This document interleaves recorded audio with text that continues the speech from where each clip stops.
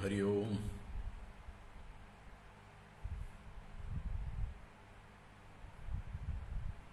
ഹരി ഓം.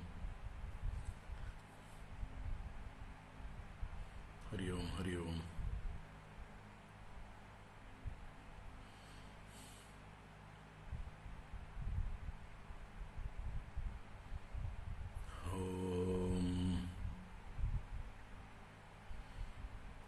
ശുക്ലാംബരധരം വിഷ്ണും ശശിവർണം ചതുർഭുജം പ്രസന്നവദനം ധ്യായേത് സർവവിഘ്നോപശാന്തയേ. ഗുരവേ സർവലോകാനാം ഭിഷജേ ഭവരോഗിണാം നിധയേ സർവവിദ്യാനാം ദക്ഷിണാമൂർത്തയേ നമഃ. ജന്മാദ്യസ്യ യതോന്വയാദിതരതശ്ചാർത്ഥേഷ്വഭിജ്ഞസ്വരാട് തേനേ ബ്രഹ്മഹൃദായാദികവയേ മുഹ്യന്തി യത്സൂരയഃ. തേജോ വാരിമൃതാം യദാ വിനിമയോ യത്ര ത്രിസർഗോ മൃഷാ ദാംനാ സ്വേന സദാ നിരസ്തകുഹകം സത്യം പരം ധീമഹി. ധർമ്മഃ പ്രോജ്ജിതകൈതപോത്ര പരമോ നിർമ്മത്സരാണാം സതാം വേദ്യം വാസ്തവമത്ര വസ്തു ശിവദം താപത്രയോന്മൂലനം.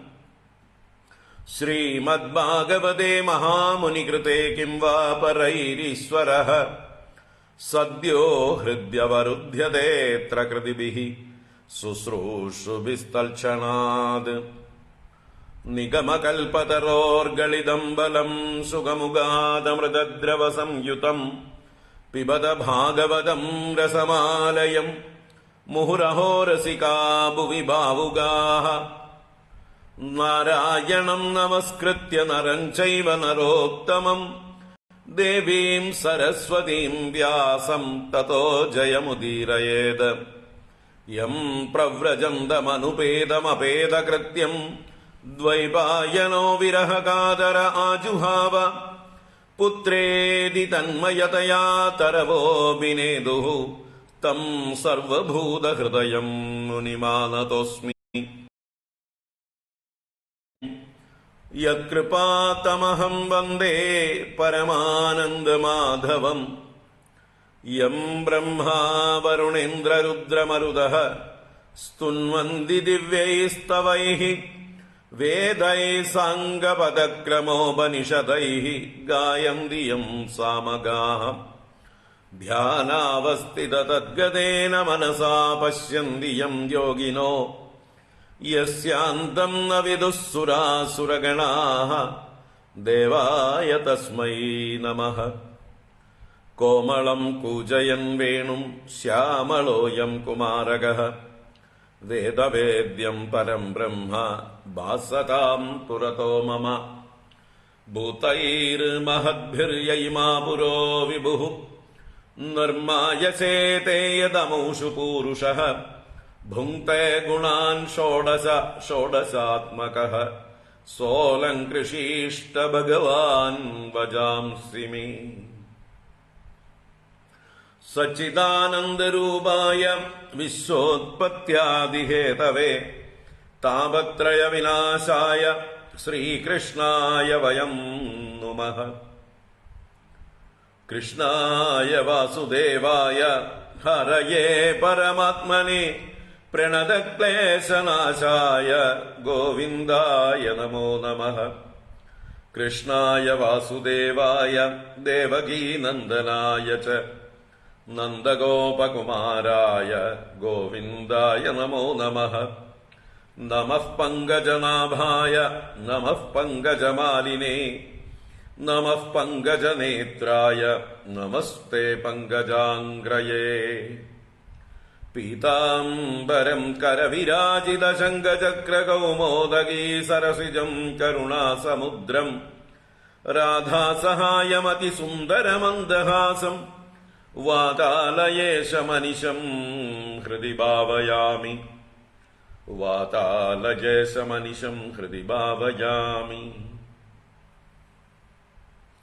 ഓം നമോ ഭഗവതേ വാസുദേവായ. ഓം നമോ നാരായണായ. ശ്രീഗുരുഭ്യോ നമഃ.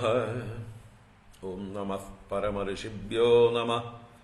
പരമഋഷിഭ്യഃ ശ്രീഗുരുവായൂരപ്പാ ശരണം.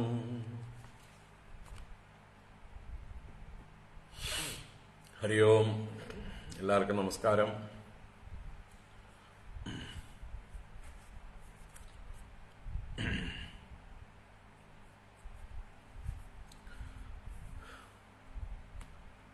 എല്ലാവർക്കും സുപ്രഭാതം, ശുഭദിനം, സുസ്വാഗതം.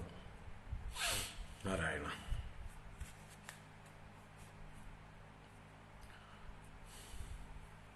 മണ്ഡലകാലവും അതിനോടനുബന്ധിച്ച പ്രഭാഷണങ്ങളൊക്കെ ആയിട്ട് ഇടയ്ക്കിടയ്ക്ക് നമ്മൾ ബ്രേക്ക് വന്നുകൊണ്ടിരിക്കുകയാണ്. നാളെയും കൂടി തിരക്കുണ്ട്. അത് കഴിഞ്ഞാൽ പിന്നെ ജനുവരി ആദ്യത്തെ 2 ആഴ്ച കുറച്ച് ഫ്രീ തന്നെയാണ്.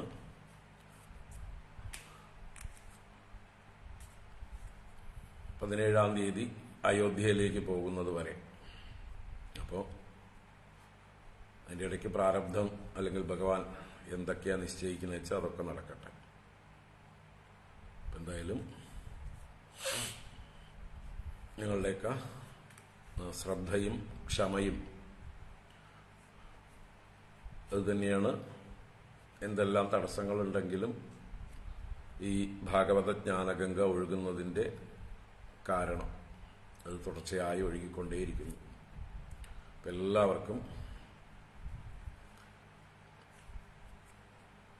ആ ശ്രദ്ധയ്ക്ക് മുമ്പിൽ, എല്ലാവരുടെയും ശ്രദ്ധയ്ക്ക് മുമ്പിൽ വീണ്ടും വീണ്ടും നമസ്കാരം.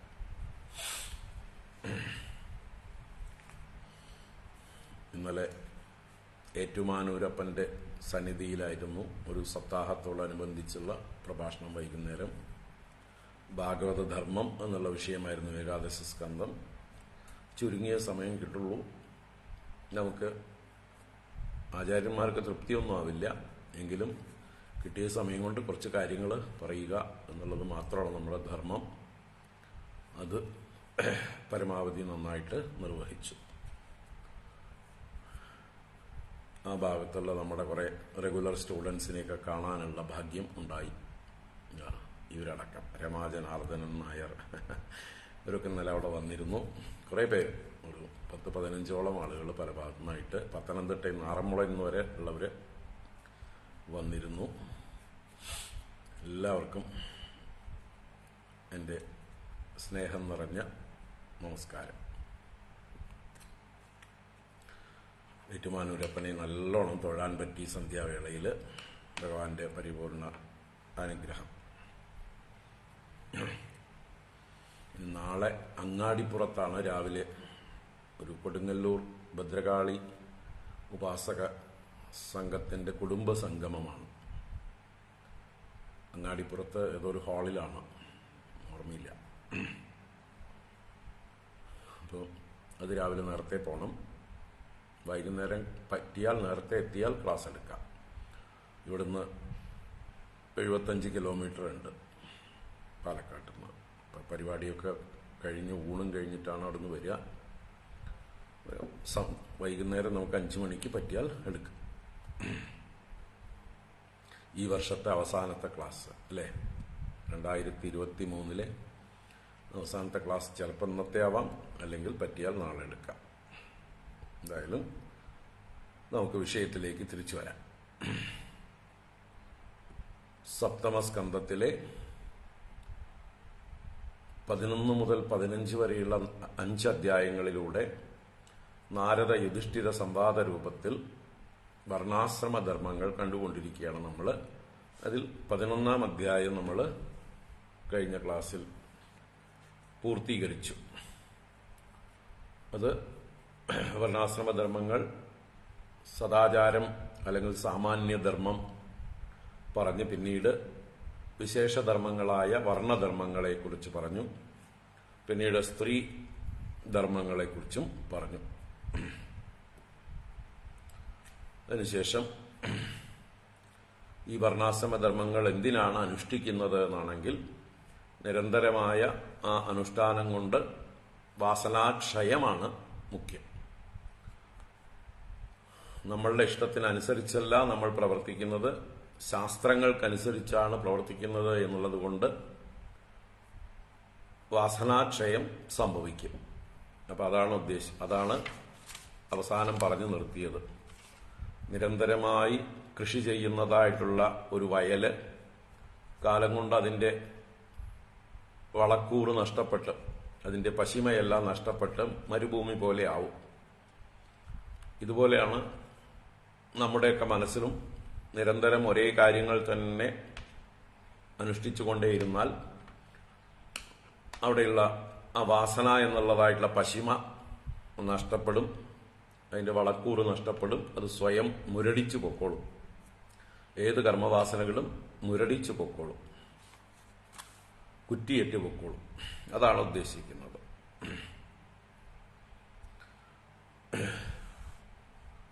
അപ്പൊ അങ്ങനെ പറഞ്ഞ് നമ്മൾ 11-ാം അധ്യായം നിർത്തി.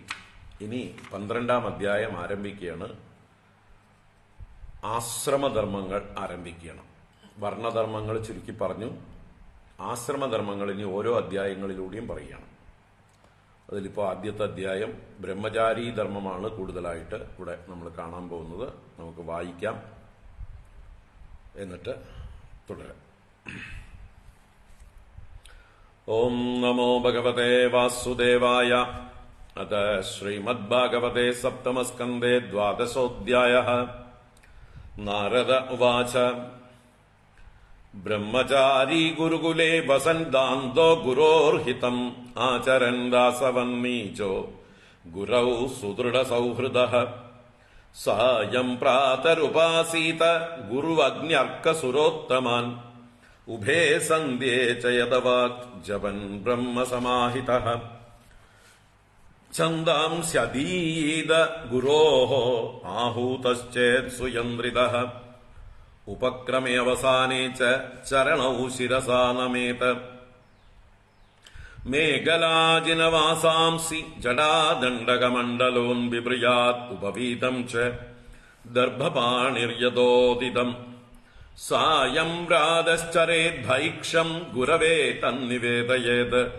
ഭുഞ്ജീത യദ്യനുജ്ഞാതോ നോ ചേത് ഉപവസേത് ക്വചിത്. സുശീലോമിത ദക്ഷഃ ശ്രദ്ധാനോ ജിതേന്ദ്രിയഃ. യാവദർത്ഥം വ്യവഹരേത് സ്ത്രീഷു സ്ത്രീനിർജിതേഷു ച. വർജയേത് പ്രമദാഗാദാം ഗൃഹസ്ഥോ അഗൃഹസ്ഥോ ബൃഹദ്വ്രതഃ. ഇന്ദ്രിയാണി പ്രമാധീനി ഹരന്ത്യപിയതേർമനഃ.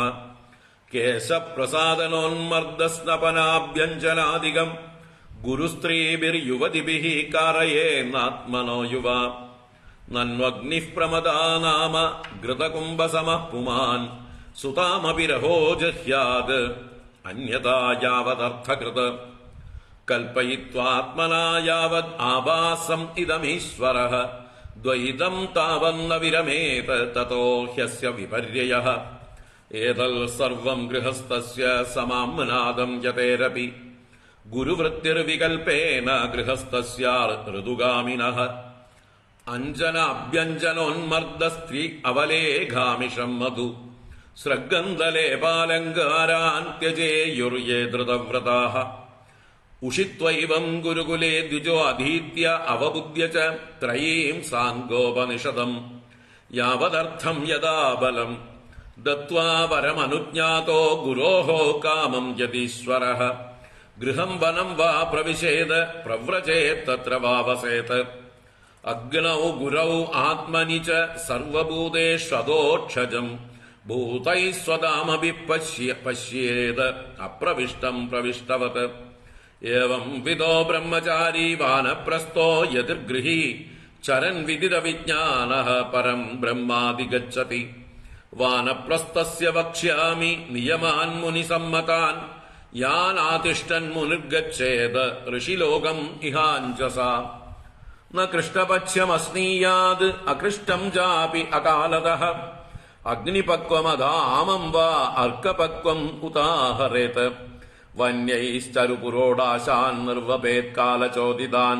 ലബ്ധേ നവേ നവേ അന്നാദ്യേ പുരാണം തു പരിത്യജേത് അഗ്ന്യർത്ഥമേവ ശരണം ഉടജം വാദ്രികന്തരം ശ്രയേത ഹിമവായുഗ്നിവർഷാർക്കാതപഷാട് സ്വയം കേശരോമനഗസ്മശ്രുമലാനി ജഡിലോ ദദത് കമണ്ഡൽവജിനേ ദണ്ഡവൽക്കലാഗ്നിപരിച്ഛദാൻ ചരേത് വനേ ദ്വാദശാബ്ദാൻ അഷ്ടൗ വാ ചതുരോ മുനിഃ ദ്വാവേകം വാ യദാ ബുദ്ധിഃ ന വിപദ്യേത കൃത്സ്രതഃ യഥാ കൽപസ്വക്രിയായാം വ്യാധിഭിർജരയാദവ ആൻവീക്ഷിക്യാം വാ വിദ്യായാം കുര്യാദനശനാധികം ആത്മന്യഗ്നീൻ സമാരോപ്യ സന്യസ്യാഹം മമാത്മതാം കാരണേഷു ന്യസേത് സമ്യക് സംഘാതം തു യഥാർഹതഃ ഖേ കാനി വായൗ നിശ്വാസാൻ തേജസി ഉഷ്മാണമാത്മവാൻ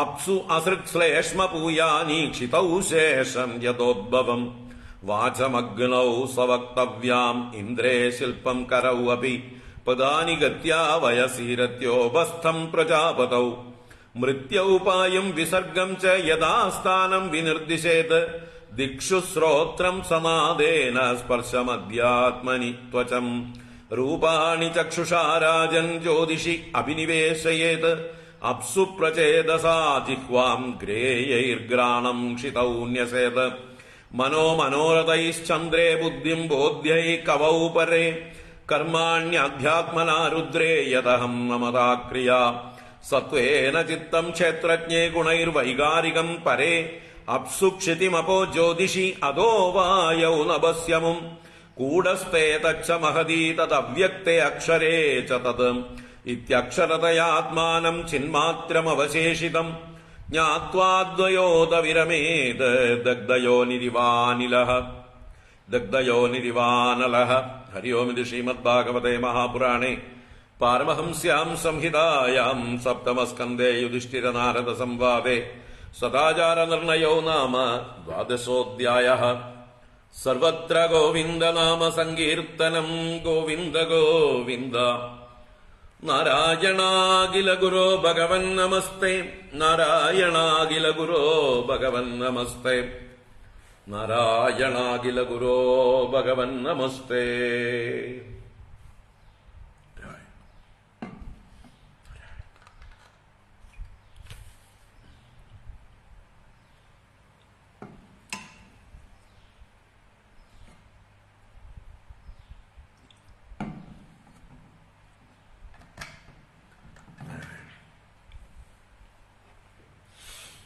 ഹരി ഓം.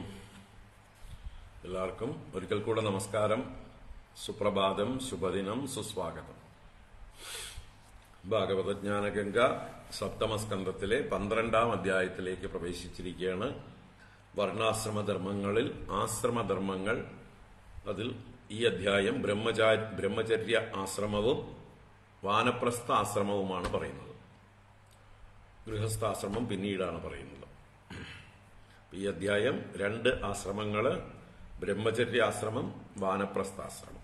ആദ്യത്തെ 10-14 ശ്ലോകങ്ങളെ കൊണ്ട് ബ്രഹ്മചര്യാശ്രമം പറഞ്ഞിട്ട് പിന്നീട് അവസാനത്തെ ശ്ലോകങ്ങളിൽ 17 മുതൽ 31 വരെയുള്ള 14 ശ്ലോകങ്ങളെ കൊണ്ട് 15 ശ്ലോകങ്ങളെ കൊണ്ട് വാനപ്രസ്ഥ ധർമ്മങ്ങളെ പറഞ്ഞിരിക്കണം. നമുക്ക് നേരിട്ട് തന്നെ പ്രവേശിക്കാം.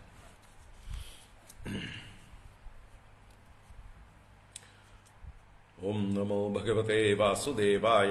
അത 12-ോऽധ്യായ. നാരദ ഉവാച. ബ്രഹ്മചാരീ ഗുരുകുലേ വസന്താന്തോ ഗുരോർഹിതം ആചരന്ദാസവന്നീചോ ഗുരൗ സുദൃഢസൗഹൃദഃ സായം പ്രാതരുപാസീത ഗുർവജ്ഞർക്കസുരോത്തമാൻ ഉഭേ സന്ധ്യേ ച യതവാക് ജപൻ ബ്രഹ്മ സമാഹിതഃ. ആദ്യത്തെ ആശ്രമമാണ് 4 ആശ്രമങ്ങളിൽ ബ്രഹ്മചര്യാശ്രമം. നമ്മുടെ എല്ലാവരുടെയും ജീവിതത്തിന്റെ അടിത്തറയിടേണ്ടത് ഈ ബ്രഹ്മചര്യാശ്രമത്തിലാണ്. പക്ഷെ ഇന്നിപ്പോൾ അങ്ങനൊരു പേരിലൊരു ആശ്രമം ഇല്ല, അല്ലേ? ബ്രഹ്മചര്യം എന്നുള്ള പേരിലല്ല, നമ്മൾ വിദ്യാഭ്യാസം എന്നുള്ള പേരിൽ ഇന്ന് നമ്മുടെ ബാല്യം കഴിച്ചു പോകുന്നു. ബാല്യവും കൗമാരവും യൗവനത്തിന്റെ ആരംഭവും ഒക്കെ ഇന്ന് വിദ്യാഭ്യാസത്തിന് വേണ്ടിയാണ് നമ്മൾ സമർപ്പിക്കുന്നത്. പണ്ടും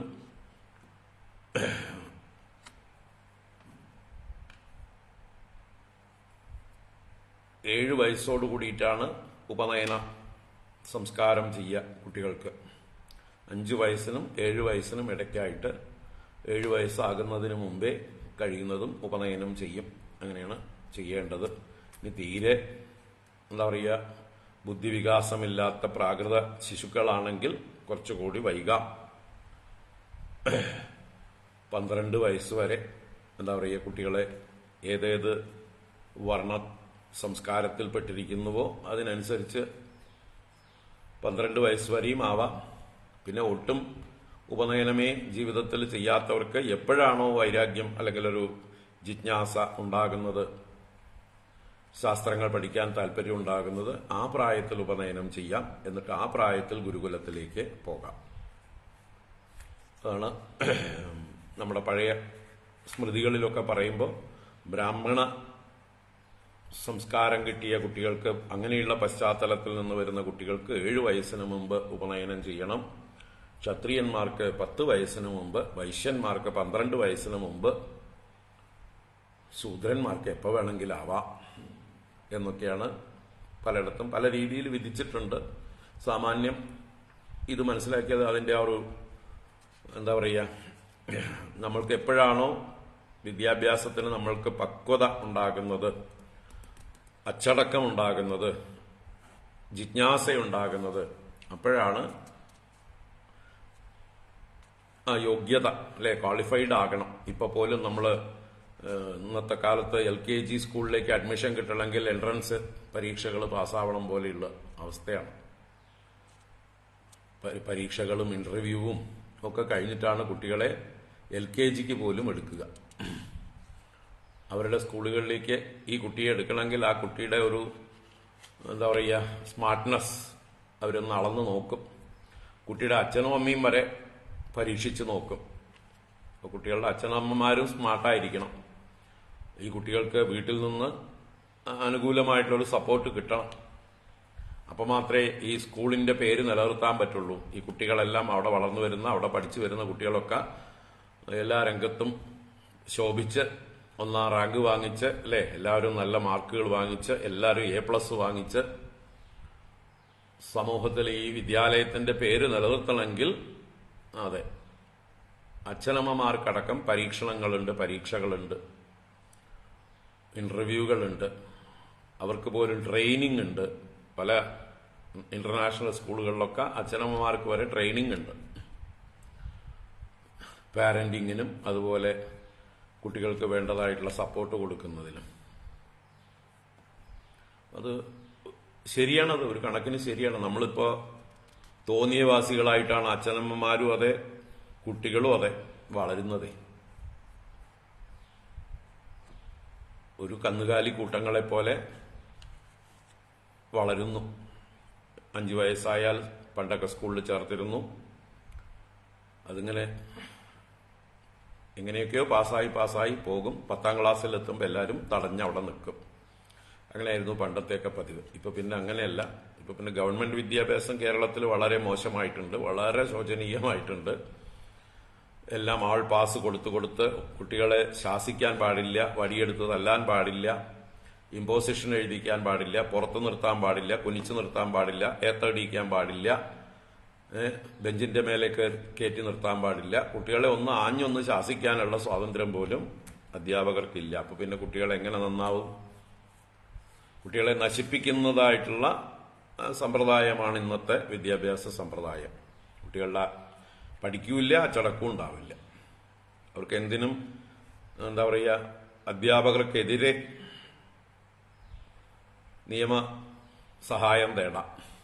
അധ്യാപകർ തങ്ങളെ കണ്ണുരുട്ടി കാണിച്ചു എന്ന് പറഞ്ഞാൽ അതിനെതിരെ അവർക്ക് നിയമസഹായമാവാം. കുറച്ച് വലുതായി കഴിഞ്ഞാലോ, കയ്യൂക്കുണ്ടായി കഴിഞ്ഞാൽ സമരം ചെയ്ത് അധ്യാപകരുടെ ശവക്കല്ലറ പണിയാം, അധ്യാപകരുടെ കസേര കത്തിക്കാം, അധ്യാപകർക്ക് സമാധി ഇരുത്താം, അധ്യാപകരെ ഗരാവോ ചെയ്ത് തെറി വിളിക്കാം, അങ്ങനെ എന്തു ആവാം. അത് ഗവൺമെന്റ് സ്കൂളുകളുടെ അവസ്ഥ. അതുകൊണ്ട് തന്നെ ഗവൺമെന്റ് സ്കൂളുകളിൽ പോകാതെ ഒരുവിധം കുട്ടികൾക്ക് നല്ല അച്ചടക്കം വേണം, മര്യാദയ്ക്ക് പഠിക്കണം എന്ന് വിചാരിക്കുന്നവരൊക്കെ പ്രൈവറ്റിലേക്ക് പോയിക്കൊണ്ടിരിക്കുന്നതിന് കാരണക്കാരി ഗവൺമെന്റ് തന്നെയാണ്. ഗവൺമെന്റിന്റെ വിദ്യാഭ്യാസ നയങ്ങളിലുള്ള പോരായ്മകളാണ്. ഇരിക്കട്ടെ, എന്തായാലും പറഞ്ഞു വന്നത് ആ കുട്ടികളുടെ മെച്യൂരിറ്റിക്ക് അനുസരിച്ചാണ് അവരെ വിദ്യാലയത്തിലേക്ക് ചേർക്കേണ്ടത്. കുട്ടികൾക്ക് പഠിക്കാനുള്ള താല്പര്യം അത് വീട്ടിൽ നിന്ന് തന്നെ അച്ഛനമ്മമാർ ഉണ്ടാക്കിയെടുക്കുകയും വേണം. വീട്ടിൽ നിന്ന് നല്ലൊരു അച്ചടക്കവും നല്ലൊരു ജിജ്ഞാസയും കുട്ടികളിൽ വളർത്തിക്കൊണ്ടുവന്ന് അവരെ കഴിയുന്നതും വേഗം വിദ്യാലയങ്ങളിലേക്ക് അയക്കണം, ഗുരുകുലങ്ങളിലേക്ക് അയക്കണം. അപ്പൊ അതിന്റെ ഒരു ചടങ്ങാണ് ഉപനയനം എന്നുള്ളത്. ഉപനയനം എന്ന് പറഞ്ഞാല് പൂണൂലിടുക എന്നാണ് സാമാന്യമായിട്ട് നമ്മളെല്ലാം മനസ്സിലാക്കി വെച്ചിരിക്കുന്നത്. അതിന് ഒരുപാട് അർത്ഥങ്ങളാണ്. ഉപ എന്നുള്ള വാക്കിനർത്ഥം സമീപത്തേക്ക്, ഉപസമീപേ.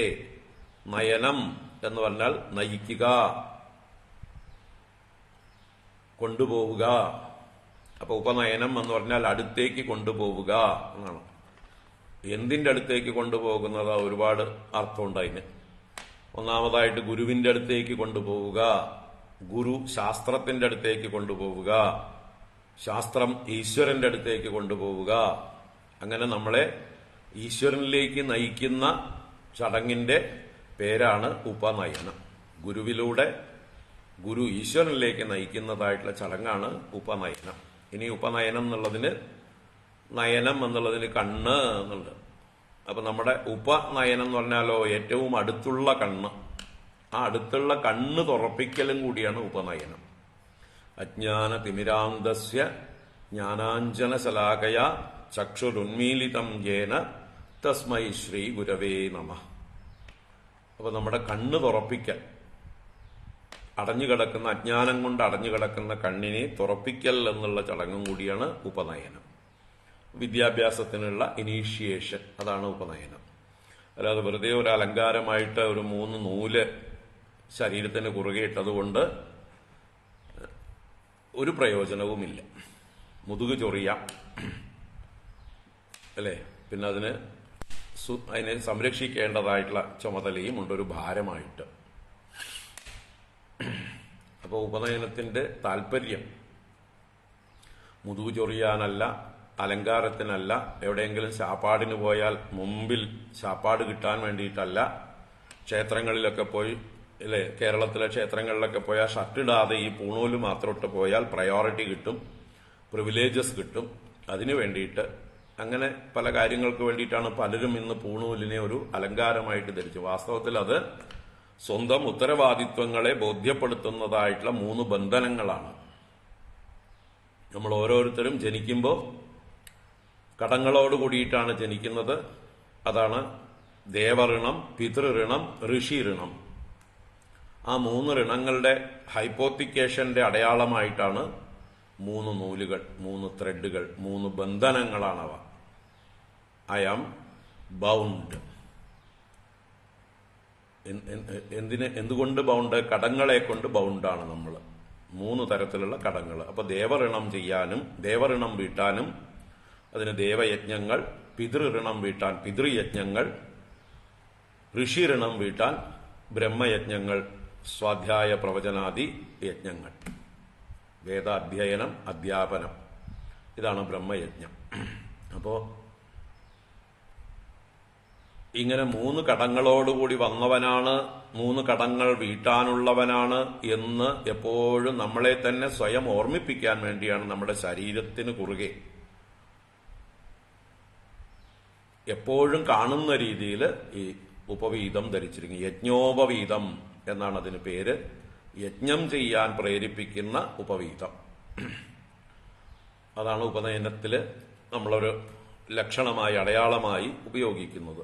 ഇവൻ ഉപനീതനാണ്, ഇവൻ സംസ്കാരങ്ങളെക്കുറിച്ച് ബോധമുള്ളവനാണ്, ഇവനെ വേണ്ടത് പറഞ്ഞു കൊടുത്തിട്ടുണ്ട്, ഇവന്റെ ജീവിത ലക്ഷ്യം പറഞ്ഞു കൊടുത്തിട്ടുണ്ട് എന്നൊക്കെ ഓർമ്മിപ്പിക്കുന്നതാണ് ഈ അടയാളം. അപ്പോ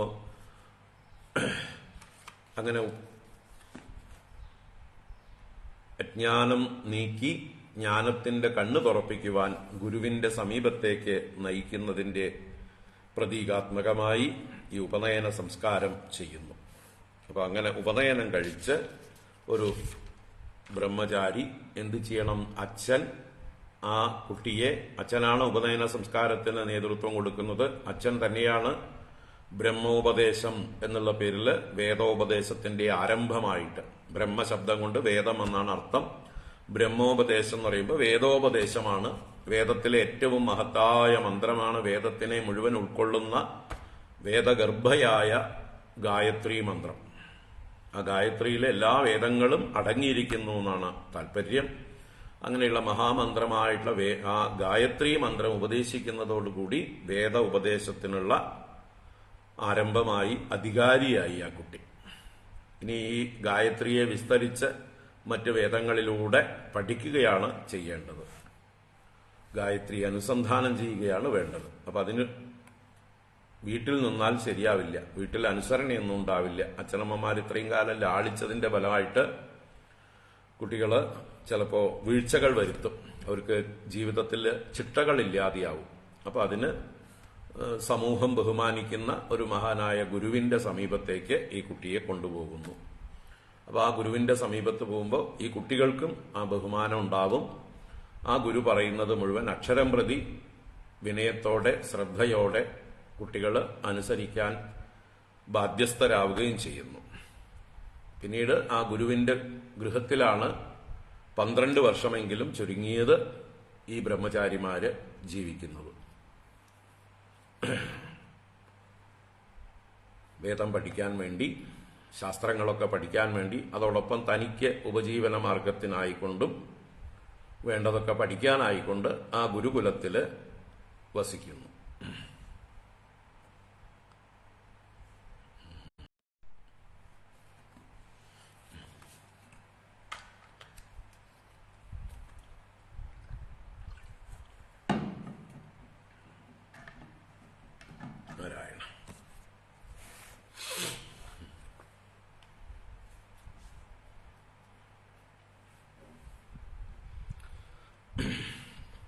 അപ്പോ അന്ന് കാലത്ത് അങ്ങനെ ഗുരുകുലങ്ങളിൽ ഗുരുവിനെ തന്നെ അച്ഛനും അമ്മയും, അല്ലെങ്കിൽ ഗുരുപത്നിയെ അമ്മയായും, ഗുരുവിന്റെ കുടുംബം തന്റെ കുടുംബമായും, അവിടെയുള്ള കൂട്ടുകാരെല്ലാം സഹോദരന്മാരായും, സഹവിദ്യാർത്ഥികളെല്ലാം സഹപാഠികളെല്ലാം സഹോദരന്മാരായും കാണുന്ന ഒരു സംസ്കാരമാണ്.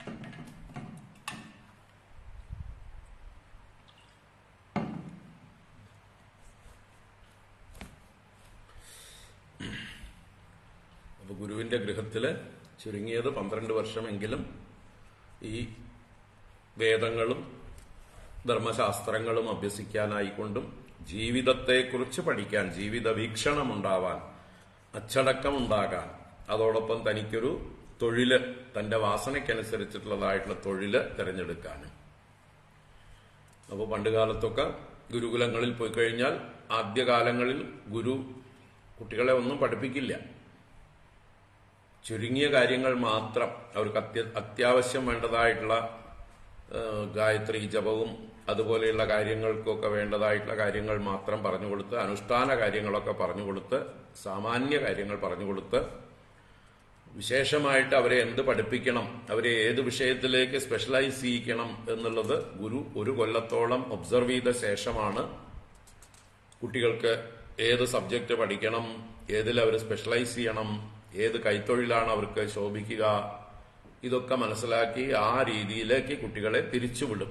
ഇതാണ് ശരിക്കുള്ള വർണ്ണം എന്ന് പറയുന്നത്. വർണ്ണം എന്ന് പറഞ്ഞാല് കുട്ടികളുടെ വാസനയ്ക്കനുസരിച്ച് കുട്ടികളുടെ ജീവിത രീതി, ഉപജീവന മാർഗം തെരഞ്ഞെടുക്കൽ. അപ്പൊ അത് ഗുരു ഈ കുട്ടിയെ മനസ്സിലാക്കി, കുട്ടിയുടെ വാസന മനസ്സിലാക്കി കുട്ടിയെ അതിലേക്ക് തിരിച്ചുവിടും.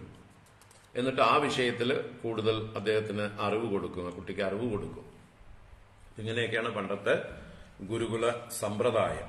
അതിനെക്കുറിച്ചാണ് ഇനി ആ ബ്രഹ്മചര്യ വാസം. ബ്രഹ്മചാരി എന്ന് പറഞ്ഞാല് ബ്രഹ്മണി ചരിതും ശീലം, അതാണ് ബ്രഹ്മചാരി. അപ്പൊ എന്താണ് ബ്രഹ്മണി ചരിതും ശീലം? ബ്രഹ്മശബ്ദത്തിന് വേദം, വേദത്തിൽ ചരിക്കുന്ന ശീലം, വേദം അഭ്യസിക്കുന്ന ശീലം, വേദം പഠിക്കുന്ന ശീലം, അതാണ് ബ്രഹ്മചാരി എന്നുള്ളത് കൊണ്ട് അക്ഷരാർത്ഥത്തിൽ അർത്ഥമാക്കുന്നത്. അങ്ങനെ വേദം പഠിക്കുമ്പോൾ എന്തൊക്കെ ഒഴിവാകും? സുഖലോലുപതയെല്ലാം ഒഴിവാക്കും, ഇന്ദ്രിയ വിഷയങ്ങളിലുള്ള താല്പര്യത്തെ കുറയ്ക്കും. അങ്ങനെ ഇന്ദ്രിയ വിഷയങ്ങളിൽ നിന്ന് വിമുഖരായി ഏകാഗ്രതയോടെ ശ്രദ്ധയോടെ പഠിക്കേണ്ട വിഷയങ്ങളിൽ അവരെ ശ്രദ്ധ ചെലുത്തിപ്പിക്കുകയാണ് ഗുരുക്കന്മാരുടെ ധർമ്മം. അപ്പോൾ അങ്ങനെ ഇന്ദ്രിയ വിഷയങ്ങളിൽ നിന്ന് പിന്തിരിയുന്നതിനും ബ്രഹ്മചര്യം എന്ന് പേര് വന്നു ചേർന്ന പേരാണ്. കാരണം തന്റെ പ്രയോറിറ്റി, താൻ ചെയ്യേണ്ടത്, തന്റെ മുഖ്യ കർത്തവ്യം വേദം പഠിക്കലാണ്. ആ വേദം പഠിക്കാൻ കുറെ പണിയുണ്ട്, കുറെ സമയം അതിലേക്ക് ഡെഡിക്കേറ്റ് ചെയ്യണം. ആ സമയത്ത് താൻ വേറെ സുഖലോലുപതയിൽ വിഷയലമ്പടന്മാരായി ഓരോ കളികളിലും അതുപോലെയുള്ള കാര്യങ്ങളിലും മുഴുകി, ചാപല്യങ്ങളിൽ മുഴുകിയിരുന്നാൽ ഇതൊന്നും നടക്കില്ല. അതുകൊണ്ട് അതൊക്കെ ഒഴിവാക്കുകയാണ് ചെയ്യുന്നത്. അതുകൊണ്ടാണ് എന്താ പറയുക, ബ്രഹ്മചര്യം എന്നുള്ളതിന് അഷ്ടവിധ മൈഥുനങ്ങളിൽ നിന്നും ഉള്ള വിരാമം, അതിൽ നിന്നുള്ള പിൻവലിയൽ എന്നൊക്കെ അർത്ഥം വന്നു ചേരുന്നത്. എല്ലാ ഇന്ദ്രിയങ്ങളെയും നിയന്ത്രിക്കലാണ് ബ്രഹ്മചര്യം. അപ്പൊ ഡിസിപ്ലിൻ എന്നുള്ളത് ഭാരതത്തില് വളരെ മുഖ്യമായിരുന്നു വിദ്യാഭ്യാസ കാലത്ത്. അതിനെ നശിപ്പിച്ചു ആധുനിക വിദ്യാഭ്യാസം. അതോടുകൂടി നമ്മുടെ തലമുറകളെ നശിപ്പിച്ചു, നമ്മുടെ സംസ്കാരത്തെ നശിപ്പിച്ചു, സനാതനധർമ്മത്തെ നശിപ്പിച്ചു. അതാണ് ഈ ഭരണകർത്താക്കൾക്ക് ആവശ്യം. ആരും അച്ചടക്കമുള്ളവരും എന്താ പറയുക, വിവേകമുള്ളവരും വിവരമുള്ളവരും ഒന്നും ആയിരുന്നാൽ ഈ രാഷ്ട്രീയക്കാർക്ക്, കള്ളന്മാർക്ക് ജീവിച്ചു പോകാൻ പറ്റില്ല. കള്ളന്മാരുടെ കള്ളത്തരങ്ങളൊക്കെ ഇവർ വിവേകം കൊണ്ട് കണ്ടുപിടിക്കും. എല്ലാവരും എന്നും മൂഢന്മാരായിരിക്കണം. ആ മൂഢന്മാരായിരിക്കാൻ അവർക്ക് സംസ്കാരം ഉണ്ടാവരുത്, അച്ചടക്കം ഉണ്ടാവരുത്, വിദ്യാഭ്യാസം ഉണ്ടാവരുത്. അതുകൊണ്ടാണ് നമ്മുടെ കേരളത്തിൽ ഇപ്പോഴുള്ള മന്ത്രിസഭയില് ഏറ്റവും ബുദ്ധിമാനായിട്ടുള്ള വലിയ പണ്ഡിതനായിട്ടുള്ള ആളെയാണ് വിദ്യാഭ്യാസ മന്ത്രിയായിട്ട് നിയോഗിച്ചിരിക്കുന്നത്. ശരിയാണോ? കേരളത്തിൽ ഇത്രയും ഒരു മണ്ടൻ വേറൊരാൾ ഉണ്ടാവില്ല. ഇത്രയും മണ്ടനായിട്ടുള്ള ഒരാൾ കേരളത്തിൽ കൊച്ചുകുട്ടികൾ പോലും ഉണ്ടാവില്ല. അപ്പൊ നമ്മളെല്ലാം പരിഹസിക്കുന്ന രീതിയിൽ നിങ്ങൾക്കൊക്കെ ഇത് മതി എന്ന മട്ടിലാണ് ഇന്നത്തെ വിദ്യാഭ്യാസ മന്ത്രിയെ നിശ്ചയിച്ചിരിക്കുന്നത്.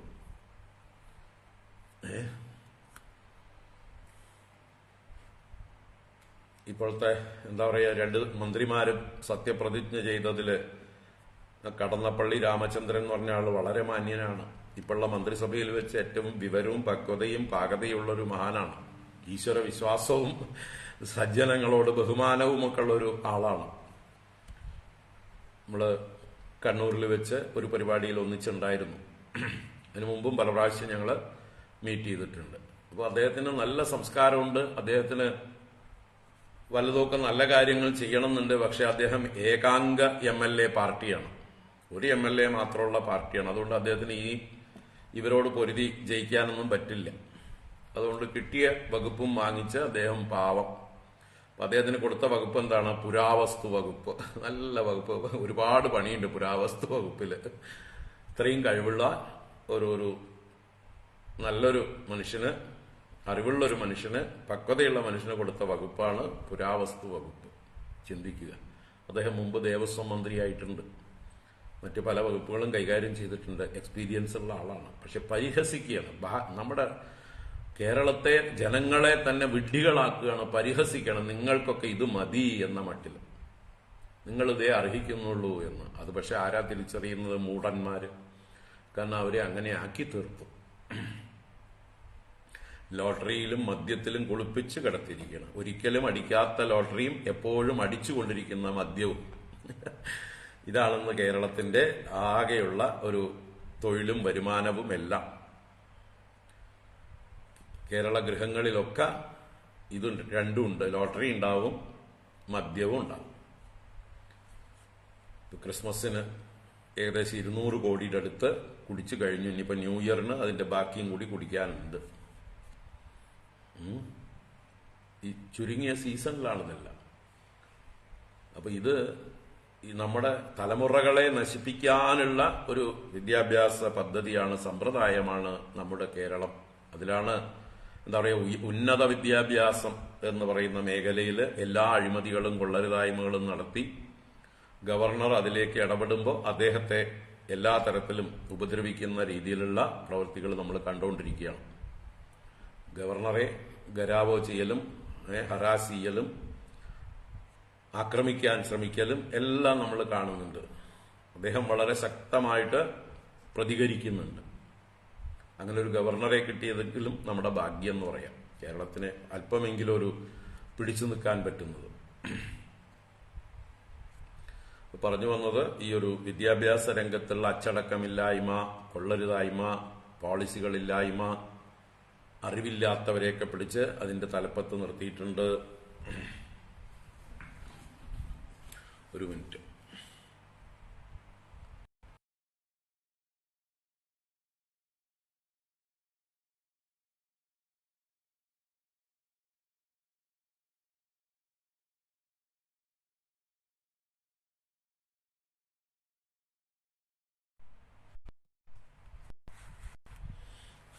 ഓരോരുത്തർ മാറി മാറി വിളിച്ചുകൊണ്ടിരിക്കണം.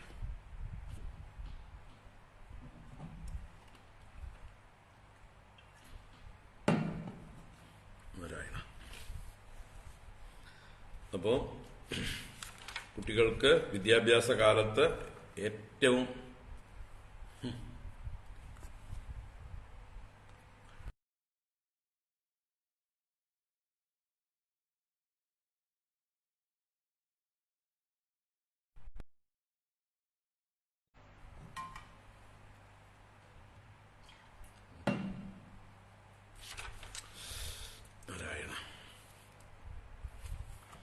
നമുക്ക് ഭാഗവതത്തിലേക്ക് വരാം. നമ്മൾ ആമുഖമായിട്ട് ഇത്രയും പറഞ്ഞു. ഇനി ഭാഗവതത്തിലേക്ക് വരാം. നാരദ ഉവാച ബ്രഹ്മചാരീ ഗുരുകുലേ വസന്താന്തോ ഗുരോർഹിതം ആചരൻ ദാസവന്നീചോ ഗുരൗ സുദൃഢ സൗഹൃദഃ. ബ്രഹ്മചാരി, അങ്ങനെ ബ്രഹ്മചര്യം എന്നുള്ള ജീവിത രീതി, നിഷ്ഠ സ്വീകരിച്ച ആ വിദ്യാർത്ഥി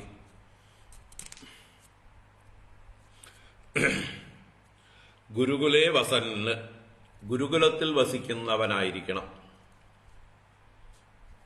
അല്ലാതെ എന്താ പറയുക, ഡേ സ്കോളേഴ്സ് രാത്രിയൊക്കെ വീട്ടിലേക്ക് തിരിച്ചുപോയി പകൽ മാത്രം ഗുരുക്കന്മാരുടെ അടുത്തിരുന്നാൽ ആ ഗുരുക്കന്മാർക്ക് ഈ കുട്ടികളുടെ മേലെയുള്ള നിയന്ത്രണം ഉണ്ടാവില്ല. ഇന്ന് നമ്മളതാണ് കാണുന്നത് അല്ലെ. കുറച്ചു നേരം മാത്രം സ്കൂളിലിരിക്കുമ്പോൾ അധ്യാപകർക്ക് കുട്ടികളെ മനസ്സിലാക്കാനുള്ള സമയമില്ല. അതും ഒരു ക്ലാസ്സിൽ എത്ര കുട്ടികളാണ്? 40ഉം 50ഉം കുട്ടികളുണ്ടാവും. അതും ഒരു മണിക്കൂർ അല്ലെങ്കിൽ ഒരു മണിക്കൂർ തികച്ചില്ല ഒരു പീരിയഡ് എന്ന് പറയുന്നത്. ഒരു 40 മിനിറ്റൊക്കെയാണ് ഓരോ ക്ലാസ്സുകളിൽ ഒരു പീരിയഡ് എന്ന് പറയുന്നത്.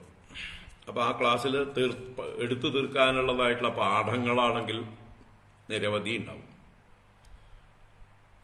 അപ്പോ ഇന്നത്തെ സിസ്റ്റത്തില് ഈ അധ്യാപകർക്ക് കുട്ടികളുമായിട്ടുള്ള ബന്ധം എന്നുള്ളത് വളരെ പരിമിതമായിട്ടുള്ളതാണ്.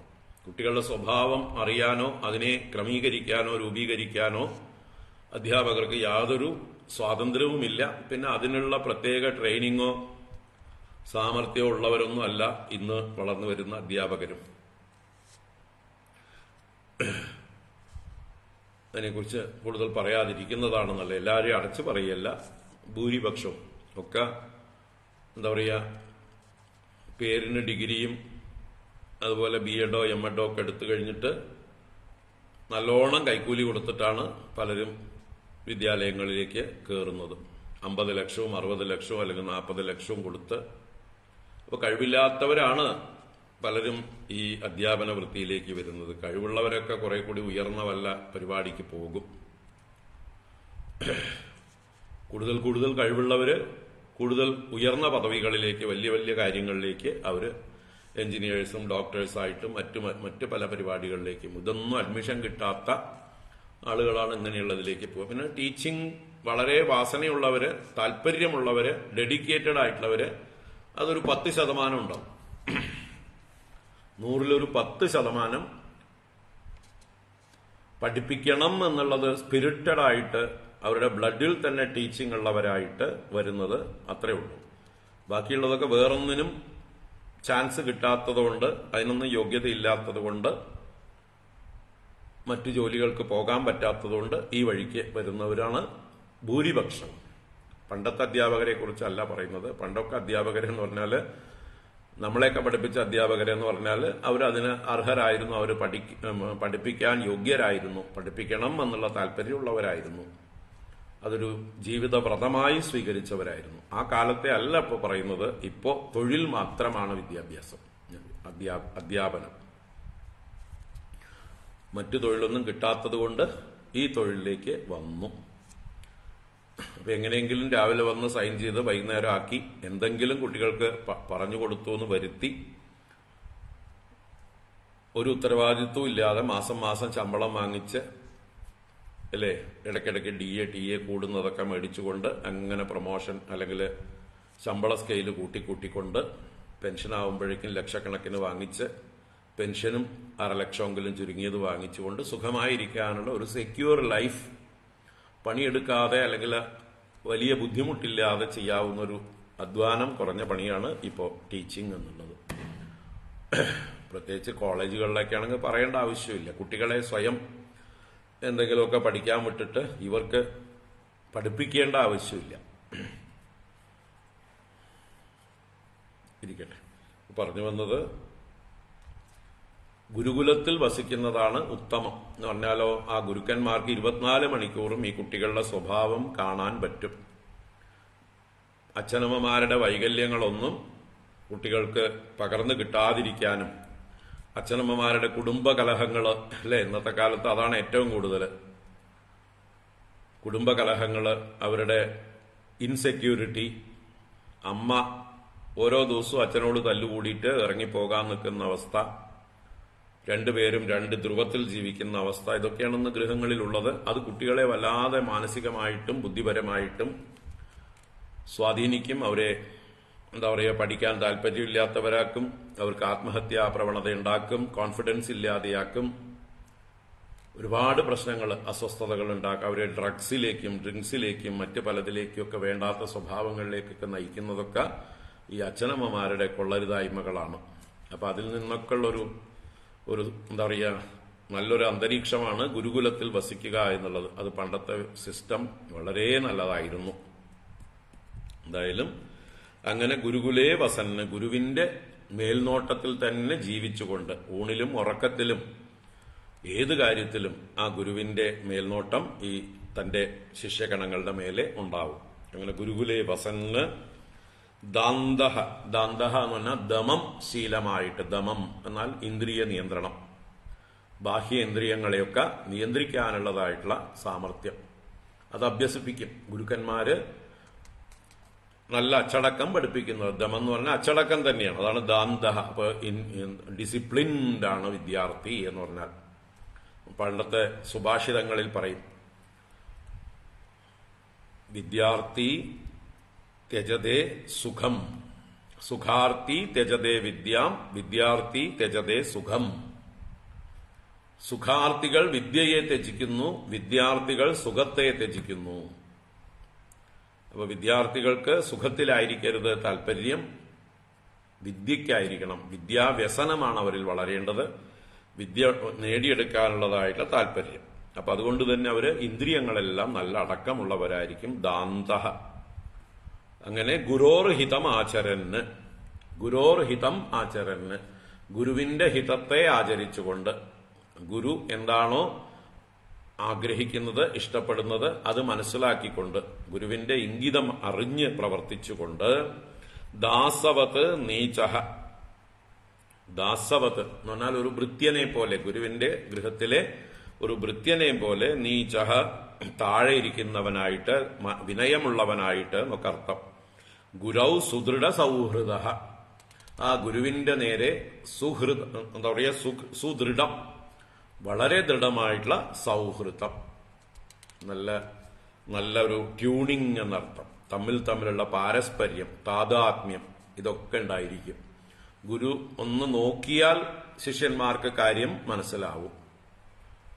ഗുരുവിന്റെ ശബ്ദത്തിൽ വ്യത്യാസം വന്നാൽ എന്താണ് ഉദ്ദേശിക്കുന്നത് എന്ന് മനസ്സിലാവും. ഗുരുവിന്റെ ബോഡി ലാംഗ്വേജ് കണ്ടാൽ തന്നെ മനസ്സിലാവും. അപ്പോൾ അങ്ങനെ ഗുരുവുമായിട്ടുള്ള ആ താദാത്മ്യത്തിലൂടെ ഗുരുവിന്റെ ഇംഗിതങ്ങളെ മനസ്സിലാക്കിക്കൊണ്ട് വളരെ അച്ചടക്കത്തോടെ ഗുരുവിനെ അനുസരിച്ചുകൊണ്ടുള്ള ജീവിതമാണ് ഗുരുകുലത്തിലുള്ളതായിട്ടുള്ള ജീവിതം. ആ ഗുരൗ സുദൃഢ സൗഹൃദ, ഗുരുവിനെ അച്ഛനായും അമ്മയായും ഗുരുവായും ഈശ്വരനായും ഒക്കെ കണ്ടുകൊണ്ട്, അതാണ് സുദൃഢ സൗഹൃദ. ത്വമേവ മാതാച പിതാ ത്വമേവ, ത്വമേവ ബന്ധുശ്ച സഖാ ത്വമേവ, ത്വമേവ വിദ്യാ ദ്രവിണം ത്വമേവ, ത്വമേവ സർവം മമ ദേവദേവ എന്നുള്ള ആ ഗുരുഗീതത്തിലെ, ഗുരുസ്തോത്രത്തിലെ നമ്മുടെ പ്രാർത്ഥന, ഇത് ദിവസേന ഈ കുട്ടികള് പ്രാർത്ഥിക്കുന്നതാണ്.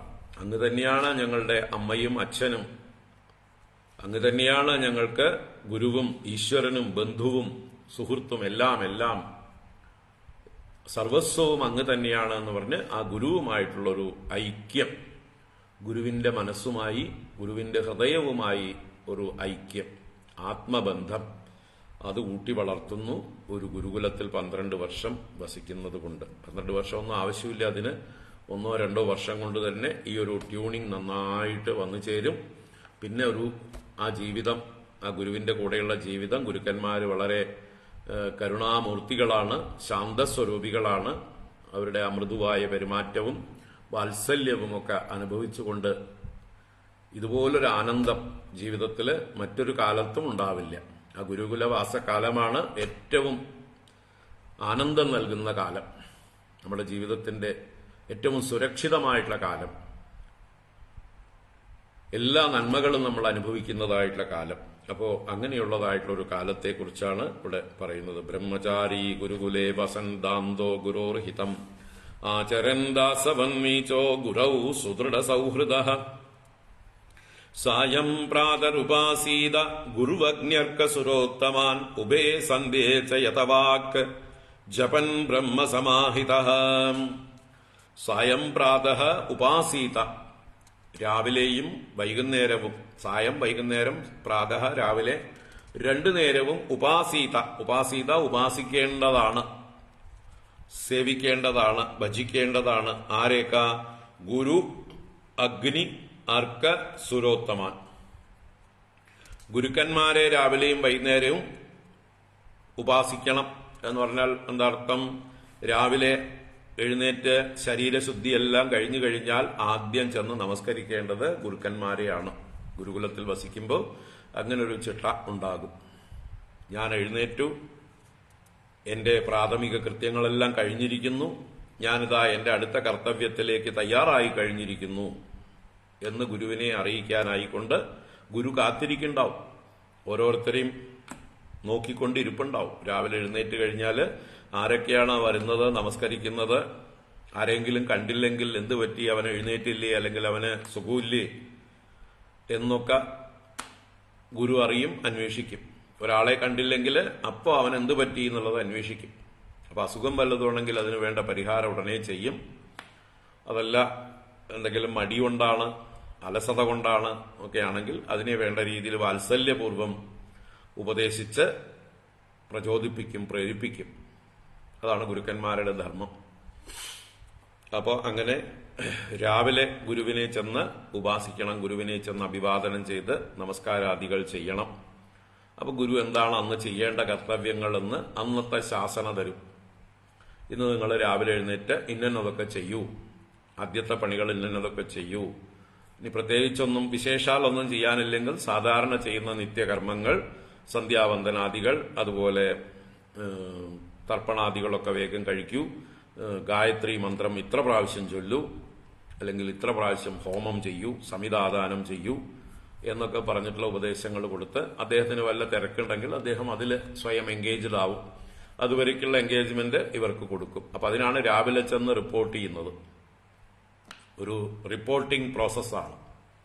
രാവിലെ ചെന്ന് നമസ്കരിക്കുന്നത് തന്റെ ആ ഒരു സ്നേഹ വിനയങ്ങളെ, ഭക്തിയെ ഗുരുവിന്റെ മുമ്പിൽ പ്രകടിപ്പിക്കുകയാണ്. അങ്ങനെ സായം, അത് വൈകുന്നേരവും അതുപോലെ, വൈകുന്നേരം കിടക്കാൻ പോകുന്നതിന് മുമ്പും എല്ലാ കാര്യങ്ങളും കഴിഞ്ഞില്ലേ, ഇനി ഞാൻ പോയി കിടന്നോട്ടെ എന്ന് ഗുരുവിന്റെ അനുമതിക്കായിട്ട് ഗുരുവിനെ ചെന്ന് നമസ്കരിക്കണം. വേറൊന്നും ചെയ്യാനില്ല, പോയി കിടന്നോളൂ, വിശ്രമിച്ചോളൂ എന്ന് ഗുരു ആജ്ഞ നൽകിയാൽ മാത്രമേ ശിഷ്യഗണങ്ങൾ, ഗുരുകുലത്തിൽ താമസിക്കുന്നവര് പോയി കിടക്കാൻ പോവുകയുള്ളൂ. ഇതൊരു ദിനചര്യയായി വളണ്ടറിലി സ്വയം ചെയ്യുമ്പോൾ അതിലൊരു സന്തോഷം കൂടിയുണ്ട്. വളരെ ഒരു എന്താ പറയുക, തൃപ്തിയുള്ളതായിട്ടുള്ള ഒരു ജീവിതമാണ് ഇങ്ങനെയുള്ളതായിട്ടുള്ള ജീവിതം. അപ്പൊ ഗുരുവിന് തന്നെക്കുറിച്ച് അറിയാത്തതൊന്നും ഉണ്ടാവില്ല.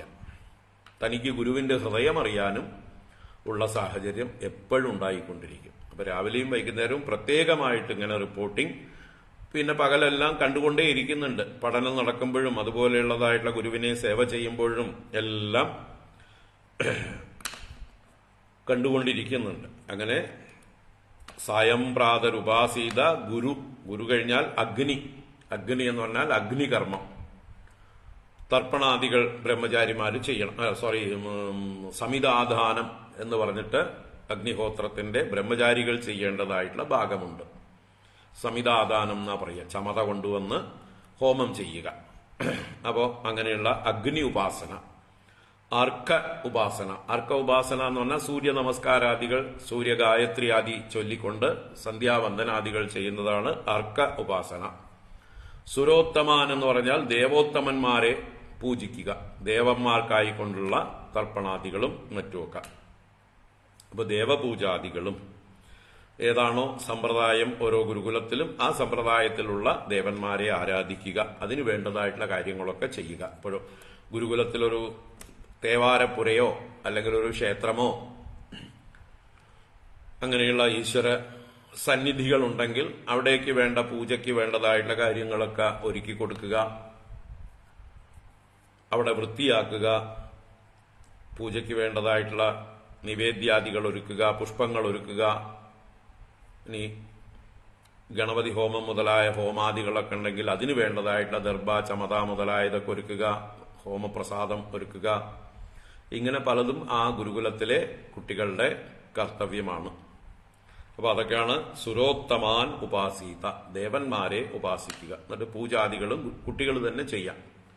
ഗുരുക്കന്മാർക്ക് എപ്പോഴും തിരക്കായിരിക്കും. അപ്പൊ അവർക്ക് വേണ്ടി അവർ പഠിപ്പിച്ചു കൊടുത്ത സമ്പ്രദായത്തില് ഈ കുട്ടികൾ തന്നെ ആ ഉപാസനകളൊക്കെ ചെയ്യാം. അങ്ങനെ സായം പ്രാതർ ഉപാസീത ഗുരു അഗ്നി അർക്ക സുരോത്തമാൻ ഉഭേ സന്ധ്യേച്ച യഥവാക് ജപൻ ബ്രഹ്മ സമാഹിത. ഉഭേ സന്ധ്യ, രണ്ട് സന്ധ്യകളിലും, പ്രാതസന്ധ്യ, സായം സന്ധ്യ, ഈ രണ്ട് സന്ധ്യകളിലും എന്ത് ചെയ്യണം? യഥവാക്, യഥവാക്ക് എന്ന് പറഞ്ഞാൽ വാക്കിനെ അടക്കിയിട്ട് മൗനം അവലംബിച്ച് അനാവശ്യ വർത്തമാനങ്ങളില്ലാതെ ബ്രഹ്മജപൻ, ബ്രഹ്മ എന്ന് പറഞ്ഞാൽ വേദം എന്നാണ് ഇവിടെ ഗായത്രി മന്ത്രം മുതലായത്.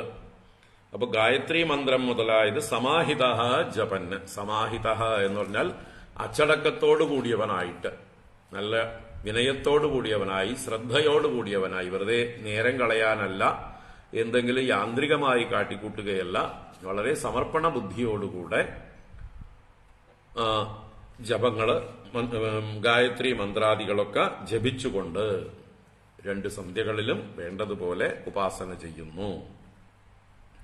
അതാണ് ബ്രഹ്മചാരിയുടെ ബേസിക്കായിട്ട് അദ്ദേഹം ചെയ്യേണ്ടതായിട്ടുള്ള കർമ്മങ്ങൾ.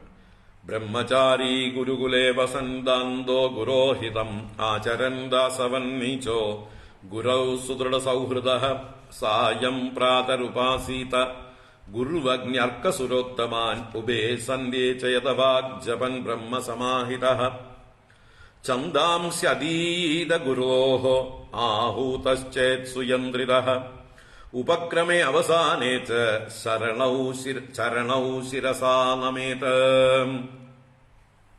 ഛന്ദാംസ്യതീത ഗുരോഃ, ഗുരോഃ ഛന്ദാംസി അതീത, ഗുരോഃ എന്ന് പറഞ്ഞാൽ ഗുരുവിൽ നിന്ന്, ഛന്ദാംസി വേദങ്ങൾ, അധീയത അധ്യയനം ചെയ്യണം.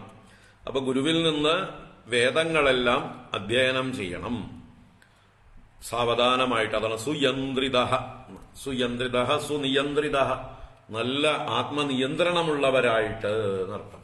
ഈ ആത്മനിയന്ത്രണം ബാല്യത്തിൽ തന്നെ കുട്ടികളെ പഠിപ്പിച്ചില്ലെങ്കിൽ പിന്നെ പ്രായമായി കഴിഞ്ഞാൽ നിയന്ത്രിക്കാൻ പ്രയാസമാണ്. കുട്ടികൾക്ക് നട്ടെല്ലിന് ബലം വെച്ചു കഴിഞ്ഞാൽ പിന്നെ ആർക്കും അതിനെ നിയന്ത്രിക്കാൻ പറ്റില്ല. അതുകൊണ്ട് മുതിർന്നവരെ ബഹുമാനിക്കുക, അച്ചടക്കമുള്ളവരായിരിക്കുക എന്നുള്ളത്, വിനയം മുതലായതൊക്കെ ബാല്യത്തിൽ തന്നെ ശീലിപ്പിക്കണം. ചൊട്ടയിലെ ശീലം ചുടലവരെ, അല്ലെങ്കിൽ നല്ല തണ്ടുള്ളവരായിട്ട് തൂണുപോലെ നിൽക്കും ഓരോരുത്തരുടെ മുമ്പിലും പോയിട്ട്. വിനയമൊട്ടുമില്ലാതെ സ്തംഭം കണക്കെ അഹങ്കാരികളായിട്ട് നിൽക്കും. ആര് പറഞ്ഞാലും ശ്രദ്ധിക്കുകയില്ല, അനുസരണ ഉണ്ടാവില്ല, ഗുരുത്വം ഉണ്ടാവില്ല. അതുകൊണ്ട് സുയന്ത്രിത എന്ന് പറഞ്ഞു. സുയന്ത്രിത എന്ന് പറഞ്ഞാൽ സുഷ്ടുവായി നിയന്ത്രിത എന്നർത്ഥം. നല്ലതുപോലെ നിയന്ത്രണമുള്ളവരാക്കി തീർക്കണം. അത് ഗുരുക്കന്മാര് ഗുരുകുലത്തിൽ വസിക്കുമ്പോൾ പഠിപ്പിച്ചു കൊടുക്കും. അപ്പൊ ആഹൂതഃ ചേത്, ആഹൂതഃ ചേത് എന്ന് പറഞ്ഞാൽ ആഹ്വാനം ചെയ്യപ്പെട്ടാൽ. അപ്പൊ ഗുരു വിളിക്കും. ഗുരു എന്തിനു വിളിക്കും? വേദം പഠിക്കാനായിക്കൊണ്ട്. മക്കളെ വന്നോളൂ, ഇന്ന സമയത്ത് എല്ലാവരും വന്ന് നിരന്നിരിക്കൂ, നമുക്കിരുന്ന് പഠിക്കാം എന്ന് പറയും. ബാക്കിയുള്ള ഗുരുവിന്റെ തിരക്കൊക്കെ കഴിഞ്ഞാലേ അദ്ദേഹത്തിന് കുട്ടികളെ വിളിക്കാൻ പറ്റുള്ളൂ. അപ്പൊ അദ്ദേഹത്തിന്റെ കർമ്മങ്ങൾ, അദ്ദേഹത്തിന് വല്ല പൗരോഹിത്യ കർമ്മങ്ങൾ ഉണ്ടെങ്കിൽ അതിനൊക്കെ പോകും. മറ്റ് ഗൃഹകാര്യങ്ങളിലൊക്കെ അദ്ദേഹത്തിന് വല്ല ശ്രദ്ധിക്കേണ്ട കാര്യങ്ങൾ ഉണ്ടാവാം. ഇതെല്ലാം കഴിഞ്ഞിട്ട് കുട്ടികളെ ആഹ്വാനം ചെയ്യും.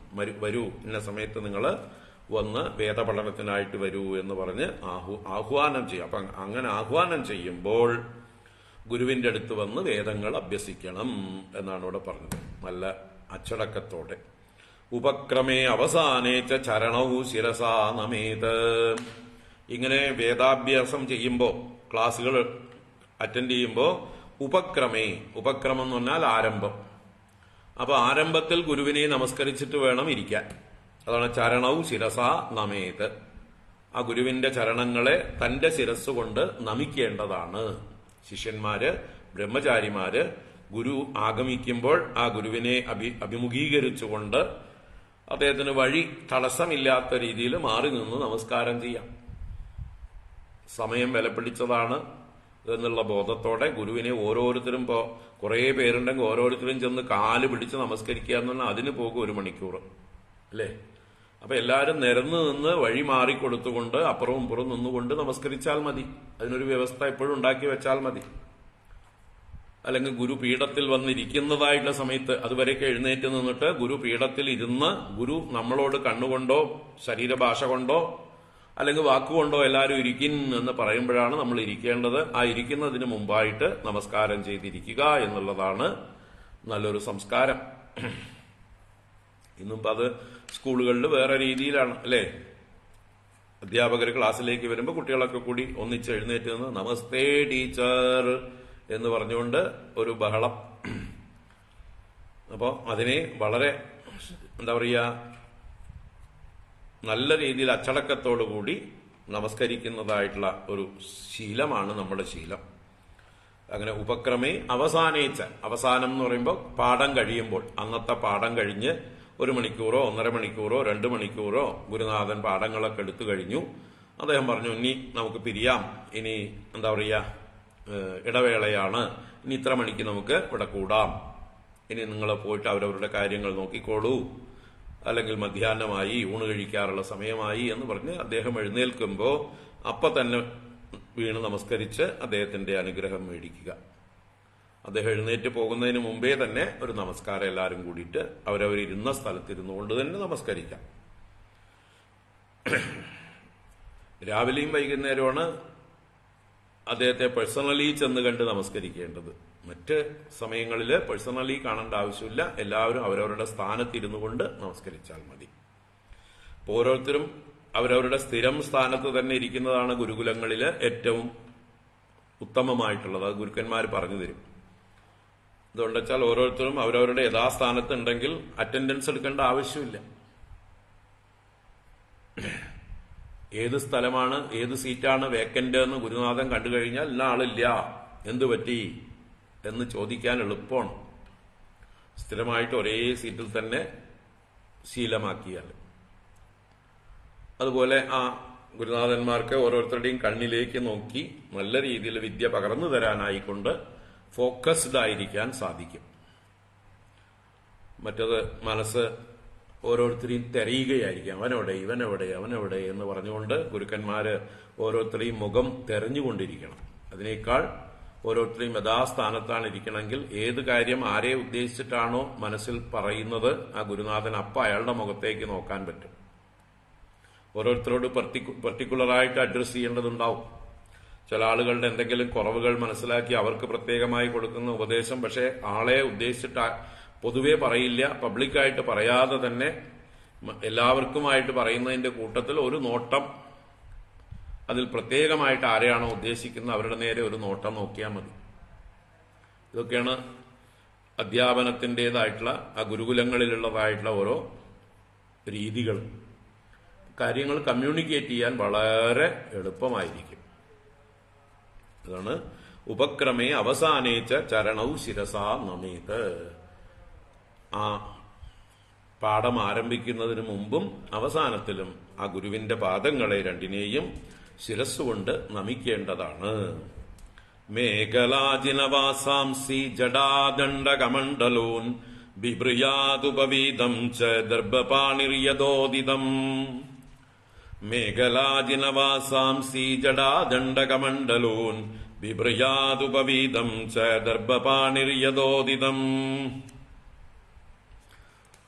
മേഖല അജിന വാസാംസി ജഡ ദണ്ഡ കമണ്ഡലൂൻ ഉപവീതം ച ദർഭപാണിഹി.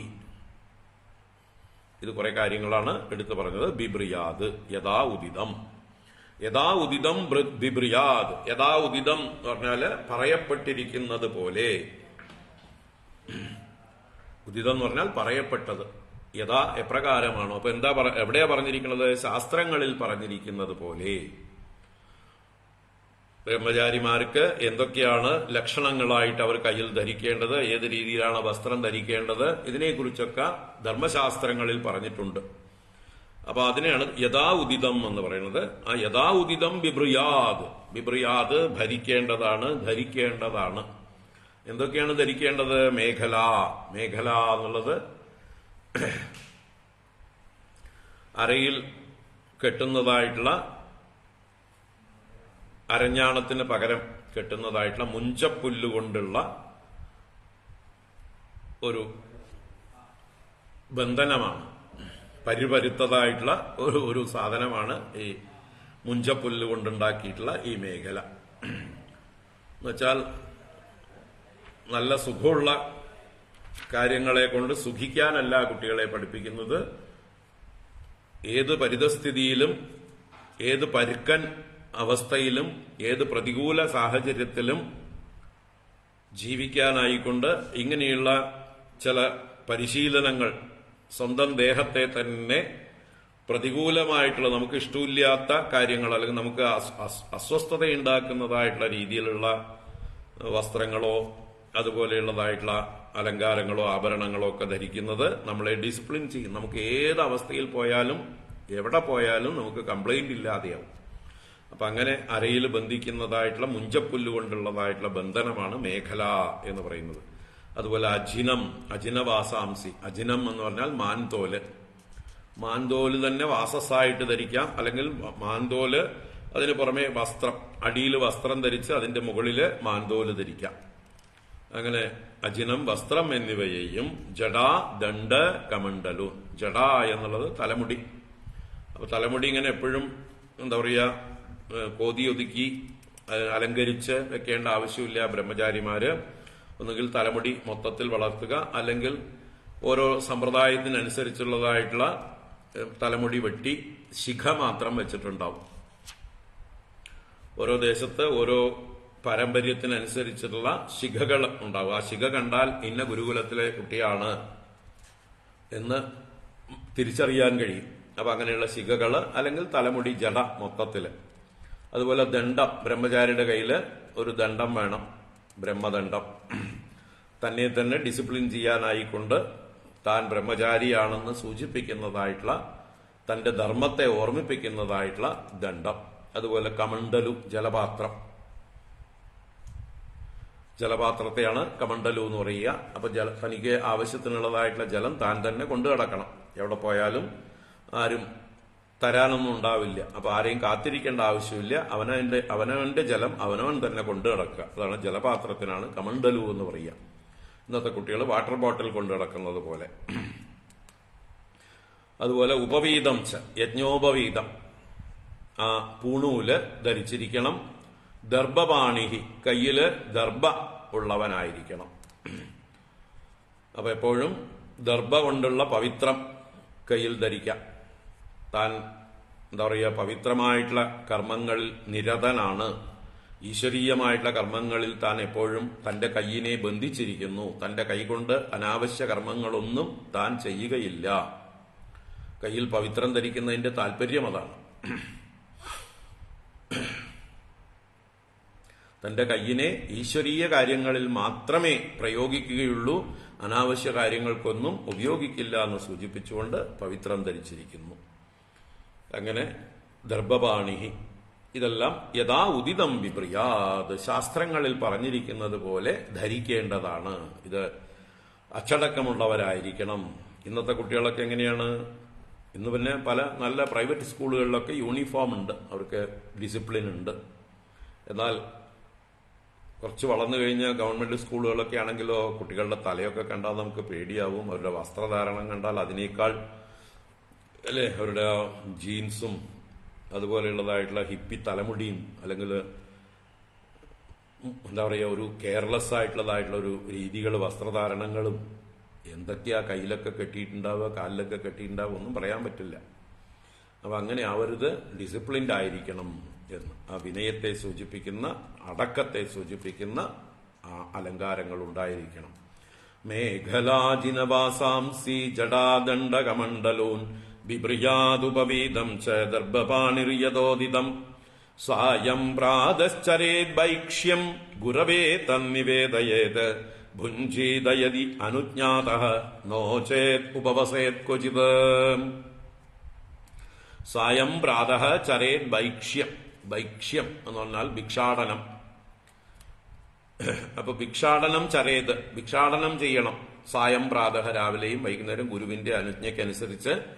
എപ്പോഴാണോ പഠനമില്ലാത്ത ഇടവേളകൾ, ആ സമയത്ത് മറ്റ് ഗൃഹങ്ങളിലേക്ക് ചെല്ലാം. ഭവതി ഭിക്ഷാന്തേഹി എന്ന് പറഞ്ഞ് ബ്രഹ്മചാരിമാര് അടുത്തുള്ള ഗൃഹങ്ങളിൽ ചെന്ന് ഭിക്ഷ യാചിക്കാം. അഭിമാനമില്ലാതെ, ദേഹാഭിമാനമില്ലാതെ. മാത്രമല്ല എല്ലാവരും ഒരു കുടുംബമാണ് എന്നുള്ള ഒരു ബോധം അവരിൽ അപ്പൊ ജനിക്കും. ആ സമൂഹത്തിന് തന്നെ ഒരു പാരസ്പര്യം ഉണ്ടാകും. ബ്രഹ്മചാരിമാര് ഭിക്ഷാന്തേഹി എന്ന് വന്നു ചോദിക്കുമ്പോൾ ഭിക്ഷ കൊടുക്കേണ്ടത് നമ്മുടെ ധർമ്മമാണ്, കൊടുത്തില്ലെങ്കിൽ അത് മഹാപാപമാണ് എന്നുള്ള സംസ്കാരമാണ് നമുക്കുള്ളത്, അല്ലേ? ആ സാക്ഷാൽ യമൻ തന്നെ നചികേതസ് ചെന്ന് തന്റെ യമലോകത്ത് വന്ന് 3 ദിവസം വെള്ളം കുടിക്കാതെ കാത്തു നിന്നപ്പോ ആ യമന്റെ പത്നി തന്നെ യമനോട് പറയുന്നുണ്ട്, ഏത് ഗൃഹത്തിലാണോ ഒരു ബ്രഹ്മചാരി അതിഥിയായി വന്ന് നിൽക്കുന്നത്, ആ ഗൃഹത്തിൽ എല്ലാം നശിച്ചു പോകും, എല്ലാ ഐശ്വര്യവും നശിച്ചു പോകും, അവിടെ ദാരിദ്ര്യം വരും. അതുകൊണ്ട് വേഗം വെള്ളം കൊടുക്കൂ, വൈവസ്വത ഉദകം ഹര എന്ന് ആ യമന്റെ പത്നി യമനോട് ആവശ്യപ്പെടുന്നു. വേഗം വെള്ളം കൊടുക്കൂ ആ നചികേതസ്സിന് എന്ന്. ഇതായിരുന്നു നമ്മുടെ സംസ്കാരം. അപ്പൊ ഏത് ബ്രഹ്മചാരിമാർക്കും ഏത് ഗൃഹത്തിലും സ്വന്തം അമ്മയെ കാണും പോലെ കണ്ടുകൊണ്ട് ഭിക്ഷ യാചിക്കാം.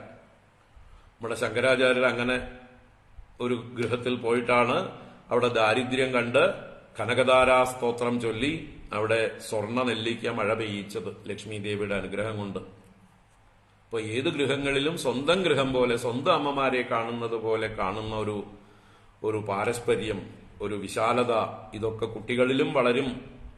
ആ സമൂഹബോധം അത് അമ്മമാരിലും കുടുംബങ്ങളിലും എല്ലാവരിലും ആ ഒരു സംസ്കാരമുള്ളവരായിരിക്കും. ഇന്നിപ്പോ നമ്മള് ഓരോരുത്തരും ഓരോ ഫ്ളാറ്റുകളിൽ വാതിലടച്ച് ഒതുങ്ങിയിരിക്കുകയാണ്, അല്ലെങ്കിൽ വീടുകൾ ഗേറ്റ് അടച്ച് പൂട്ടി നായിനിയും അഴിച്ചു വിട്ടിട്ട് നമ്മൾ സ്വയം ബന്ധനസ്ഥരായിരിക്കുകയാണ്. ആരും ഇവിടേക്ക് വരണ്ട, ഞങ്ങളും എവിടേക്കും പോകുന്നില്ല എന്ന് പറഞ്ഞ് ഒറ്റപ്പെട്ട തുരുത്തുകളായി മാറിയിരിക്കുകയാണെന്ന്. ഗ്ലോബൽ വില്ലേജ് എന്നൊക്കെ പറയുമെങ്കിലും ഇന്ന് ലോകമേ ഒരു ഗ്രാമമായിട്ടുണ്ടെങ്കിലും പക്ഷെ സൂക്ഷിച്ചു നോക്കിയാൽ ഓരോരുത്തരും ഓരോ തുരുത്തിലാണ്, ഓരോരുത്തരും ഒറ്റപ്പെട്ട് കിടക്കണം. അതാണ് പെട്ടെന്ന് ഓരോരുത്തരും ഡിപ്രസ്ഡ് ആവുന്നത്, പെട്ടെന്ന് വയലന്റ് ആകുന്നത്, പെട്ടെന്ന് ആത്മഹത്യയിലേക്ക് പോകുന്നത്.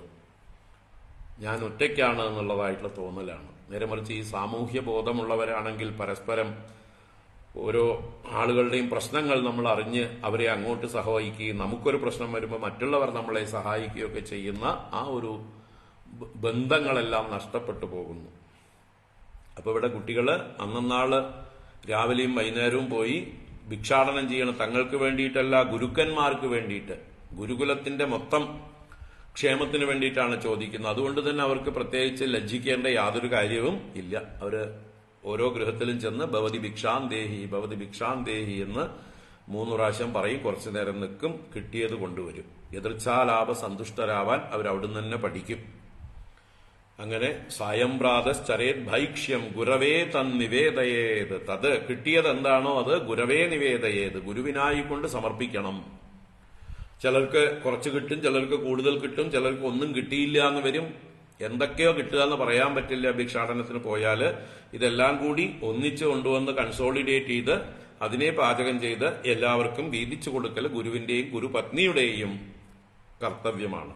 അപ്പൊ ഗുരവേ തന്നിവേദയത്, ഗുരുവാകുന്ന മാതാപിതാക്കൾ അത് മക്കൾക്കായിക്കൊണ്ട്, ശിഷ്യന്മാരാകുന്ന മക്കൾക്കായിക്കൊണ്ട് സമർപ്പിക്കുക. അതാണ് ഭുഞ്ചീത യതി അനുജ്ഞാതോ. അനുജ്ഞാത യതി, ഗുരുവിൽ നിന്ന് അനുവാദം ലഭിച്ചാൽ, അനുജ്ഞ ലഭിച്ചാൽ മാത്രം ഭുഞ്ചീത, ഗുരുവിന്റെ അനുജ്ഞയോടുകൂടിയിട്ടേ ഭുജിക്കാൻ പാടുള്ളൂ. അതാണ് ഗുരുകുലങ്ങളിലൊക്കെ ഈ ഭോജനത്തിന് മുമ്പായിട്ട് വ്യവസ്ഥ വെച്ചിരിക്കുന്നത്. ഗുരു ആരംഭിക്കും. ഗുരു ആരംഭിച്ചാലേ ബാക്കിയുള്ളവർ ആരംഭിക്കാൻ പാടുള്ളൂ. അതിനാണ് ഈ മന്ത്രങ്ങളൊക്കെ വെച്ചിരിക്കുന്നത്. ബ്രഹ്മാർപ്പണം, ബ്രഹ്മഹവി, ബ്രഹ്മാഗ്നവും, ബ്രഹ്മണാഹുതം, ബ്രഹ്മൈവ തേന ഗന്തവ്യം, ബ്രഹ്മകർമ്മ സമാധിന എന്ന് ഗുരു ആരംഭിച്ചു കഴിയുമ്പോൾ ശിഷ്യന്മാർക്കും ആരംഭിക്കാം, എല്ലാവർക്കും കഴിക്കാനുള്ള അനുവാദമായി. അപ്പൊ ഗുരുവിനെ നോക്കിക്കൊണ്ടിരിക്കണം അതുവരെ വേദമന്ത്രങ്ങളോ ഏതെങ്കിലുമൊക്കെ മന്ത്രങ്ങളൊക്കെ ചൊല്ലിക്കൊണ്ട്. ഗുരു അനുജ്ഞ തരുക എന്ന് പറയാൽ നിങ്ങളൊക്കെ കഴിച്ചോളൂ എന്നുള്ള അർത്ഥത്തിലാണ് അദ്ദേഹം ഉപസ്തരിച്ച് മന്ത്രം ചൊല്ലി ഭക്ഷണം കഴിക്കാൻ ആരംഭിക്കുക. അപ്പോൾ അതാണ് യതി അനുജ്ഞാത ഭുഞ്ചീത, ഗുരുവിൽ നിന്ന് അനുജ്ഞ ലഭിച്ചാൽ ഭുജിച്ചുകൊള്ളുക. ഇന്നിപ്പോ നമ്മുടെ ഹിന്ദുക്കൾക്ക് ഈ സംസ്കാരമൊന്നും അറിയേയില്ല. എവിടെ പോയാലും, ഏത് ക്ഷേത്രത്തിലുള്ള അന്നദാനമാണെങ്കിലും ഏത് ആശ്രമത്തിലുള്ള അന്നദാനമാണെങ്കിലും വിളമ്പുമ്പോഴേക്കും തിന്നാൻ തുടങ്ങും. ഒരറ്റത്തുനിന്ന് വിളമ്പാൻ തുടങ്ങിയിട്ടുണ്ടാവും, അപ്പോഴേക്കും അത് തീർത്തു കഴിഞ്ഞിട്ടുണ്ടാവും. മുഴുവൻ എല്ലാം വിളമ്പി എല്ലാവർക്കും എല്ലാം എത്തിയോ എന്ന് ഗുരു നോക്കിക്കൊണ്ടിരിപ്പുണ്ടാവും. എല്ലാവർക്കും എല്ലാം എത്തിയാൽ സമാധാനമായിട്ട് കഴിക്കാം. മറ്റത് വിളമ്പിയതിൽ എന്തെങ്കിലും കുറവ് വന്നാല്, ഒരു പക്ഷത്ത് പന്തിയിൽ പക്ഷഭേദമുണ്ടെങ്കിൽ അത് നികത്താനുള്ള അവസരം കൂടിയാണ് കാത്തിരിക്കുന്നത്. ആർക്കെങ്കിലും എന്തെങ്കിലും കുറവുണ്ടെങ്കിൽ മറ്റുള്ളിടത്തുനിന്ന് എടുത്തു കൊടുക്കാനായിട്ട് ഗുരു ആജ്ഞാപിക്കും. അപ്പൊ അതിനുള്ള സമയം കാത്തിരിക്കണം, ക്ഷമ വേണം. എല്ലാവർക്കും എല്ലാം ലഭിക്കണം, ആർക്കും ഒരു കംപ്ലൈന്റും വരാൻ പാടില്ല. അങ്ങനെ എല്ലാം വിളമ്പിയതിനു ശേഷമേ നമ്മൾ കഴിക്കാൻ ആരംഭിക്കാൻ പാടുള്ളൂ. അത് ഗുരുവിന്റെ അനുജ്ഞയോടുകൂടി. നമ്മുടെ ദുർവാസാവ് മഹർഷിക്ക് ആയുധാഗ്ര ബുക്ക് എന്ന പേര്.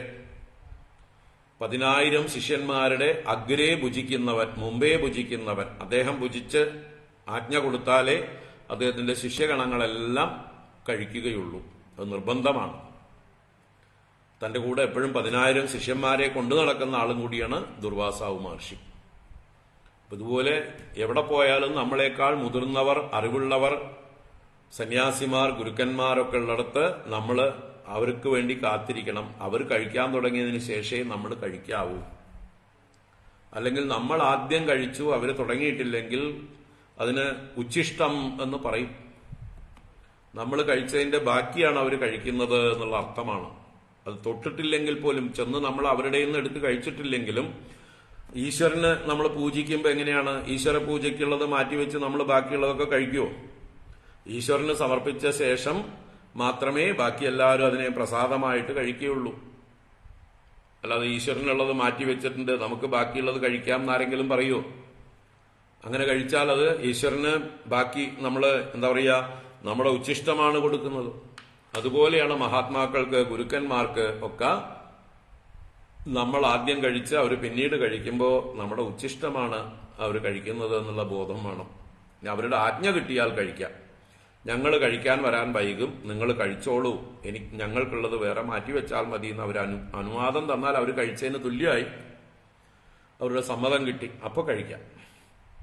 അതാണ് ഇവിടെ സായം പ്രാതശ്ചരേത് ഭൈക്ഷ്യം ഗുരവേ തന്നിവേദയേത് ഭുഞ്ചീത യതി അനുജ്ഞാതഃ നോ ചേത് ഉപവസേത് ക്വചിത്. നോ ചേത് എന്ന് പറഞ്ഞാലോ, ഗുരു അനുജ്ഞ തന്നില്ലെങ്കിൽ ക്വചിത്ത് ചില സന്ദർഭങ്ങളിൽ ഉപവസേത് ഉപവാസം ചെയ്യേണ്ടതാണ്. അപ്പൊ ഗുരുവിന്റെ ആജ്ഞ കിട്ടിയില്ലെങ്കിൽ ഭക്ഷണം കഴിക്കണ്ട, അതും ശീലിക്കണം. ചിലപ്പോൾ ഗുരുവും കഴിക്കില്ല, ശിഷ്യന്മാരോടും ഒന്ന് കഴിക്കണ്ട എന്ന് പറയും, അന്നൊന്നും ഉണ്ടാക്കണ്ട എന്ന് പറയും. ചില വിശേഷ ദിവസങ്ങളിൽ, വ്രതങ്ങളൊക്കെ ഉള്ള ദിവസങ്ങളിലൊക്കെ ഒന്നും ഉണ്ടാക്കണ്ട എന്ന് പറയും. ശിവരാത്രി ആവട്ടെ, അല്ലെങ്കിൽ വേറെ ഏതെങ്കിലും നവരാത്രി പോലെയുള്ളതായുള്ള സന്ദർഭങ്ങളിലോ മറ്റു വിശേഷ ദിവസങ്ങളിലോ ഒക്കെ ആ ഗൃഹത്തില് അല്ലെങ്കിൽ ഗുരുകുലത്തിൽ പാചകമേ വേണ്ട എന്ന് പറയും. അപ്പോ ഗുരു വേണ്ട എന്ന് പറഞ്ഞാൽ ഞങ്ങൾക്കും വേണ്ട. അങ്ങനെ സ്വയം ആ ഒരു അച്ചടക്കമുള്ളവരായി ക്ഷമയുള്ളവരായി അങ്ങനെ വളർന്നു വരണം എന്നർത്ഥം. അപ്പോൾ ഇതാണ്. ഇനി അതിനെക്കുറിച്ച് കൂടുതൽ വർണ്ണിക്കുന്നുണ്ട്. എനിക്ക് ഇവിടെ കുറച്ച് ആൾക്കാർ കാണാൻ വന്നിട്ടുണ്ട്, അതുകൊണ്ട് ഞാൻ ഇവിടെ നിർത്തുകയാണ്. നമുക്ക് വൈകുന്നേരം കുറച്ച് നേരം ആവാം. വൈകുന്നേരം 5 മണിക്ക് ഇത് തുടരാം. ഓം കായേന വാചാ മനസേന്ദ്രിയർവാ ബുദ്ധ്യാത്മനാ വാ പ്രകൃതേ സ്വഭാവാത് കരോമി യദ്യത് സകലം പരസ്മൈ നാരായണായേതി സമർപ്പയാമി. ഓം ശാന്തി ശാന്തി ശാന്തി. ഹരി ഓം ശ്രീ ഗുരുഭ്യോ നമഃ. ഹരി ഓം നാരായണ. വൈകുന്നേരം 5 മണിക്ക് നോക്കാം. ഹരി ഓം. നാളെ മിക്കവാറും ഉണ്ടാവില്ല, അതുകൊണ്ടാണ്.